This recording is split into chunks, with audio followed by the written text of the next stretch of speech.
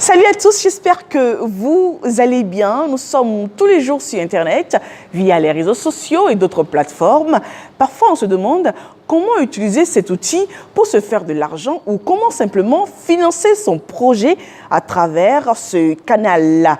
Eh bien, le financement participatif ou le crowdfunding est l'une des meilleures solutions du siècle et l'Afrique ne l'utilise pas vraiment encore. L'OIF, à travers l'ABCPN, a organisé une formation là-dessus et les cahiers de gagnantes étaient de la partie.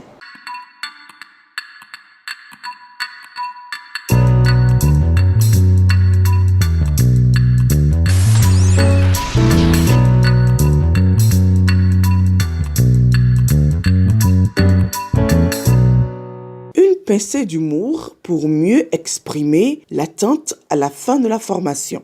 L'objectif, ce n'est pas seulement de servir du poisson, surtout que le formateur s'appelle poissonnier, mais c'est surtout d'avoir la canne à pêche, d'avoir l'outil de pêche.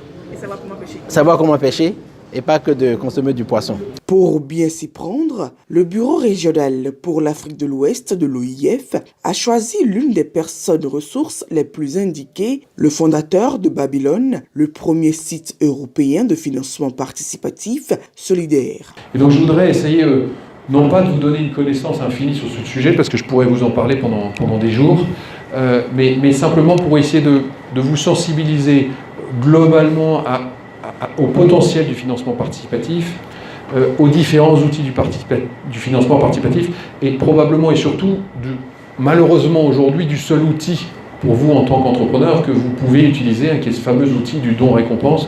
La formation s'inscrit dans le cadre de la commémoration de la Journée internationale de la francophonie, célébrée chaque 20 mars. Le financement participatif a fait ses preuves pour financer les projets des jeunes entrepreneurs de par le monde. Ce n'est pas de la magie, mais c'est une façon pour les jeunes entrepreneurs de convaincre les donateurs sur les méthodes de levée de fonds.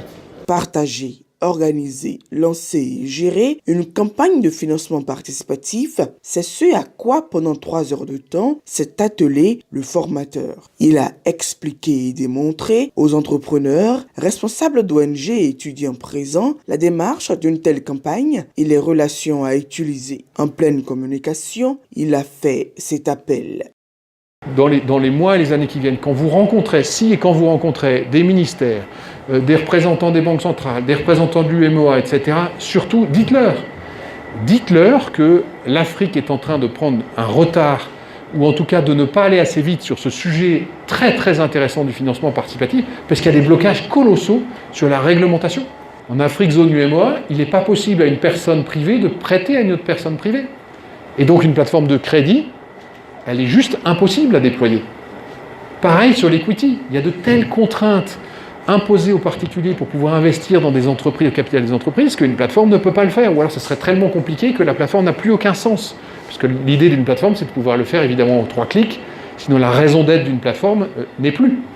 Et donc s'il vous plaît, si je vous demande de retenir 1 ou 2 ou 3 trucs de cette journée, c'est ça, c'est partez, si le sujet vous intéresse, partez à la sortie de cette réunion, partez en plaidoyer et criez haut et fort partout qu'il faut absolument que l'Afrique, notamment l'Afrique occidentale, se dote d'une réglementation qui permette le déploiement de ce genre d'outils.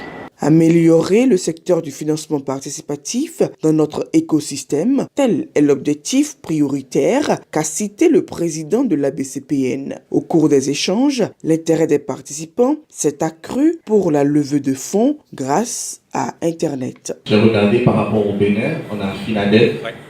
Est-ce que cela veut dire que si aujourd'hui je veux rentrer dans l'écosystème Babylone, je dois obligatoirement m'inscrire auprès de Finadev avant et devenir contributeur avant peut-être même de bénéficier d'autres contributions? Merci. C'est une formation qui doit nous permettre d'établir un réseau d'amis autour de nous.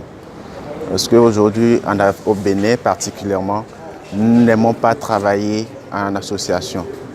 C'est une formation qui doit nous amener, qui doit nous forcer à établir un réseau d'amis autour de nous. Le BRAO OIF ne compte pas s'arrêter en si bon chemin. Son premier responsable, de bout en bout, a suivi la formation. Il a par la suite suggéré des ateliers pratiques, des séances d'essai sur des plateformes et la contribution des Béninois de la diaspora. L'idée justement avec la diaspora, c'est de dire quoi? Nous avons des Béninois à l'extérieur du pays, environ 3 millions de Béninois, un peu plus, et qui eux ont à cœur d'aider leurs compatriotes. Donc, l'intuition qu'on a eue, c'est quoi? C'est de se dire qu'il y a des Béninois de l'extérieur qui aimeraient, par exemple, aider à construire un puits dans leur commune d'origine. Ils se demandent, est-ce qu'il y a des associations dans ma commune d'origine que je pourrais financer, mais sans avoir besoin d'aller au Bénin, sans avoir besoin de faire Western Union? Alors l'idée, effectivement, d'avoir une plateforme où ces Béninois de l'extérieur pourraient identifier le projet et financer.